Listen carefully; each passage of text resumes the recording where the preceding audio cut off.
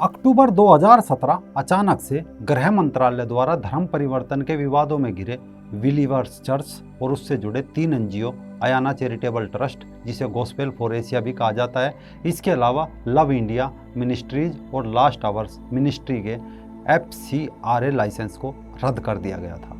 इन सभी का मुख्यालय केरल में है। इससे पहले सितंबर में गृह मंत्रालय ने शीर्ष के 8 शैक्षिक संस्थानों जैसे JNU, IIT कानपुर, जामिया मिलिया इस्लामिया सहित कुछ और शिक्षण संस्थानों का FCRA खातों का लेखा जोखा सही नहीं होने के कारण पंजीकरण रद्द कर दिए गए थे। नमस्कार दोस्तों, रंग दे बसंती में आपका एक बार फिर से स्वागत है। मैं हूं राजीव चौधरी। कल केंद्र सरकार ने विदेशी अंशदान संशोधन विधेयक 2020 लोकसभा में पेश कर दिया है। इस विधेयक में प्रस्ताव है कि किसी भी एनजीओ के पदाधिकारियों को FCRA लाइसेंस के रजिस्ट्रेशन के लिए आधार नंबर देना अनिवार्य होगा और सरकारी कर्मचारियों के विदेश से धन प्राप्त करने पर रोक होगी।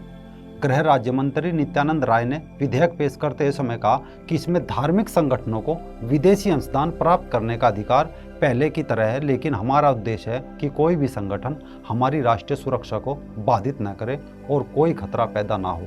मसलन जिस उद्देश्य से संगठन को पैसा मिला है उसी के लिए इस्तेमाल होना चाहिए। अगर कोई संस्था कानून के हिसाब से काम नहीं करती तो उस स्थिति में उस पर कानून का डंडा चल सकता है।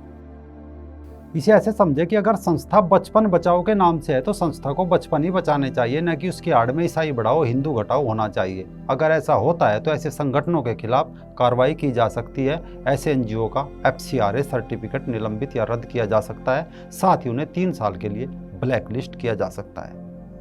असल में भारत में एनजीओ का एक बहुत बड़ा सेक्टर है। करीब 33 लाख रजिस्टर्ड एनजीओ मौजूद है। इन सभी एनजीओ की फंडिंग पारदर्शी नहीं है और कुछ विदेशी एनजीओ की शाखाएं तो अपनी फंडिंग को अपना एजेंडा बनाने के लिए प्रयोग करती है, जो अक्सर राष्ट्रीय हित और विकास के लिए हानिकारक होते हैं। अब इनमें FCRA के तहत पंजीकृत एनजीओ को 2016-17, 18-19 के दौरान 58,000 करोड़ से ज़्यादा विदेशी फंड मिला था। 2014 में सत्ता में आई मोदी सरकार भारत विरोधी एनजीओ पर लगाम लगाने के लिए कई कड़े कदम इससे पहले उठा चुकी है। सरकार ने गैर सरकारी संगठनों को विदेशों से मिलने वाले पैसे को चंदा न मानकर निवेश के तौर पर मान्यता देने का फैसला किया था। यानी विदेशी फंड पर FCRA के नियमों के साथ साथ कंपनीज एक्ट और इनकम टैक्स के ज़्यादा कड़े नियम लागू करने की बात आई थी और एनजीओ को विदेशों से मिलने वाले पैसे का सारा डिटेल संबंधित एजेंसियों को देने की बात हुई थी। यानी प्रोपेगेंडावादी और गैर सरकारी संगठनों पर कार्रवाई करना शुरू किया था। वर्ष 2016 में मोदी सरकार ने FCRA कानून के तहत लगभग 20,000 गैर सरकारी संगठनों के विदेशी चंदा प्राप्त करने पर पूरी तरह रोक लगा दी थी। इनमें ग्रीन पीस इंडिया जैसे एनजीओ का नाम शामिल है, जिस पर फेमा कानून का उल्लंघन करने का आरोप भी लगा है। इसी में एक और एनजीओ है कंपैक्शन इंटरनेशनल, जिसे FCRA अधिनियम के तहत दंडित किया गया था इन सभी एनजीओ का उन गतिविधियों में शामिल होने का संदेह था जो देश विरोधी है। सिर्फ इतना ही नहीं, एनजीओ से जुड़े ऐसे कई मामले भी सामने आए जिनका कनेक्शन विदेश में स्थित चर्चों के साथ पाया गया। यानी भारत में होने वाली हालेलुया, जो जनजातीय आबादी का बड़े पैमाने पर धर्मांतरण के लिए जानी जाती है, उसके लिए बड़े पैमाने पर विदेशों से पैसा आता है। एक रिपोर्ट के अनुसार माने तो झारखंड में 88 ईसाई मिशनरियों द्वारा संचालित एनजीओ में बड़े 11 एनजीओ को करोड़ों रुपए का विदेशी फंड मिला था। इसके अलावा गृह मंत्रालय की एक रिपोर्ट में कुछ और गैर अधिकारी संगठनों पर देश में अलगाववाद और माओवाद का बढ़ावा देने का भी आरोप लगाया गया था कि विदेशी शक्तियां उनका उपयोग एक प्रोक्सी के रूप में भारत के विकास को अस्थिर करने के लिए करती है, जैसे दिल्ली दंगे के समय हम सबको देखने को मिला था। दरअसल ये कोई ताज़ा बीमारी नहीं है जिसका इलाज अब किया जा रहा है। अगर गंभीरता से देखें तो ब्रिटिश भारत के समय की बीमारी है जिसे आज तक सभी सरकारें सहन करती रही है।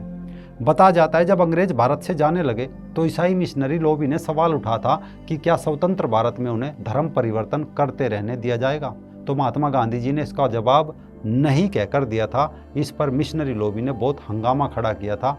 देश आज़ाद तो हो गया, लेकिन गरीबी के कारण वित्तीय सहायता के लिए पश्चिमी ईसाई देशों और अंतर्राष्ट्रीय वित्तीय संस्थानों पर निर्भर था। इसलिए भारत को मिशनरियों के आगे लगातार झुकना पड़ता रहा। नतीजा ये लोग धर्मांतरण की फसल यहाँ पर काटते रहे। जहाँ जहाँ जिन क्षेत्रों में लोग अपनी सांस्कृतिक मान्यताओं से भावना भावनात्मक तौर पर गहरे जुड़े थे और इन लोगों के पैसा काम नहीं आया, वहाँ इस कठिनाई से पार पाने के लिए इन लोगों ने नए हथकंडों का प्रयोग शुरू किया। जैसे कृष्ण को जीसस बताना, मदर मैरी की गोद में ईसा मसीह की जगह गणेश या कृष्ण को चित्रांकित करके ईसाइयत का प्रचार शुरू कर देना, ताकि आदिवासियों को लगे कि वे तो हिंदू धर्म के ही किसी संप्रदाय की सभा में जा रहे हैं। ईसाई मिशनरियों को आप भगवा वस्त्र पहनकर हरिद्वार, ऋषिकेश से लेकर तिरुपति बालाजी तक धर्म प्रचार करते पा सकते हैं। यही हाल पंजाब में है, जहां बड़े पैमाने पर सिखों को ईसाई बना जा रहा है। पंजाब में चर्च का दावा है कि प्रदेश में ईसाइयों की संख्या 10% से अधिक हो चुकी है। अब सवाल यह है कि चंगाई सभा जैसे तमाशे भारतीय धराधाम से जुड़े भगवानों महापुरुषों से जीसस को जोड़कर आखिर ये लोग इतना मोटा पैसा खर्च क्यों कर रहे हैं? ऐसा नहीं है कि सारा पैसा गरीबों में बांट दिया जाता है, नहीं, उन्हें तो सिर्फ वो कभी कभी दाल चावल, किसी को बकरी, किसी को अनाज दे देते हैं। बाकी पैसे पादरियों की जेब में और चर्च की ज़मीन में या भारत को अस्थिर करने के लिए लगाए जाते हैं। जबकि इन मिशनरी संगठनों से ज़्यादा केंद्र सरकार की योजना गरीबों को राशन, मकान व अन्य जरूरी सामान प्रदान करती है। लेकिन जीसस को चमत्कारिक बताकर ये लोग आदिवासी समाज का बड़े पैमाने पर धर्मांतरण करा चुके हैं, जहां इसका लाभ अब दूसरे नक्सली उठा रहे हैं। दूसरा, धर्मांतरित लोगों के जरिए विभिन्न प्रकार की सूचनाएं इकट्ठा करने, साथ ही सरकारी नीतियों पर प्रभाव डालने में आसानी होती है। किसी भी देश में पहले जमीन पर ईसाइयत की फसल तैयार की जाती है। इसके बाद जब संख्या बढ़ जाती है तब वहाँ आंदोलन, धरने, प्रदर्शन, हिंसा होने लगती है। वहाँ के देवी देवताओं का मजाक उड़ाया जाता है। इसके बाद वहाँ के संसाधनों पर कब्जा किया जाता है। संख्या बल अधिक होने पर सत्ता बदल दी जाती है और उस देश का धर्म, संस्कृति, धार्मिक ग्रंथ नष्ट कर दिए जाते हैं। रोमन साम्राज्य इसका सबसे बड़ा उदाहरण है। एक दूसरे उदाहरण के लिए भारत रूस के सहयोग से स्थापित कुडनकुलम परमाणु संयंत्र से नाखुश कुछ विदेशी ताकतों ने इस परियोजना को अटकाने के लिए वर्षों तक मिशनरी संगठनों का इस्तेमाल किया था, धरने प्रदर्शन करवाए थे। तत्कालीन कांग्रेस सरकार में मंत्री वी नारायण स्वामी ने यह आरोप लगाया था कि कुछ विदेशी ताकतों ने इस परियोजना को बंद कराने के लिए धरने प्रदर्शन के लिए तमिलनाडु के एक बिशप को 54 करोड़ रुपए दिए थे। इसी प्रकार का दूसरा उदाहरण वेदांता द्वारा तूतीकोरिन में लगाए गए स्टरलाइट कॉर्पोरेशन प्लांट का है। इस प्लांट को बंद कराने में चर्च का हाथ माना जाता है। 8 लाख टन सालाना तांबे का उत्पादन करने में सक्षम ये प्लांट अगर बंद ना होता तो भारत तांबे के मामले में पूरी तरह आत्मनिर्भर हो गया होता। लेकिन मिशनरी संगठनों का इस्तेमाल करके पादरियों द्वारा यह दुष्प्रचार कराया गया कि यह प्लांट पूरे शहर की हर एक चीज को जहरीला बना देगा। यानी विदेशी शक्तियां एवं देश के अंदर राष्ट्रघाती तत्वों द्वारा गुपचुप तरीके से देश की एकता, अखंडता और संस्कृति को खंडित करने के लिए तरह तरह के षड्यंत्रों के जाल बिछाए जा रहे हैं, जो सरसरी निगाह से देखने पर तो स्पष्ट नहीं दिखते, किंतु यदि गहराई के साथ जमीनी स्तर पर इन विषयों पर चिंतन, विश्लेषण किया जाए तो सब कुछ आईने की तरह साफ दिखने लगता है। इसी कारण ऐसे सभी एनजीओ का खात्मा जरूरी है, ताकि ये देश बना रहे, यहाँ की संस्कृति बनी रहे, धर्म बना रहे। जय हिंद, जय भारत, वंदे मातरम।